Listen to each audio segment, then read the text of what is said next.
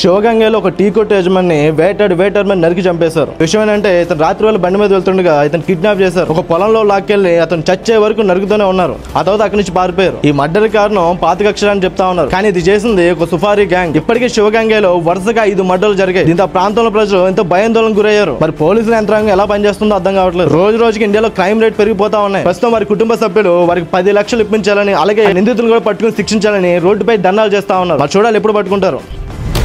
కోచిలో ఒక sex work rate ఎక్కువ చెప్పిందని ఆమె తలపాలు కూడా చంపేశాడు. విషయం ఏంటంటే ఇతని భార్య ఊరెళ్ళింది. ఆ సమయంలో ఈ సెక్స్ వర్క్ ని ఇంటికి రప్పించుకున్నాడు. రేటు విషయంలో తేడా వచ్చి మద్యం మత్తులో ఆమె తలపాలు కొట్టాడు. ఆమె శవాన్ని గోని సంచిలో ఇరికించి బయటకు తీసుకెళ్తుండగా మద్యం మత్తు ఎక్కువడంతో అక్కడే పడిపోయాడు. తెల్లారేసరికి ఆ స్థానికులు ఆ డెడ్ బాడీని చూసి పోలీస్ కంప్లైంట్ ఇచ్చారు. ప్రస్తుతం పోలీసులు అతను అరెస్ట్ చేసి లోపలేశారు. ఆ స్థానికులు కూడా అతను మంచివాడనే చెప్తా ఉన్నారు. కారణం మద్యం మత్తు వల్ల ఇంత అగత్యం చేశారని చెప్తా ఉన్నారు. బట్ ఏదైనప్పటికీ నేరం చేసిన వాడు ఎప్పుడు శిక్షార్హుడే.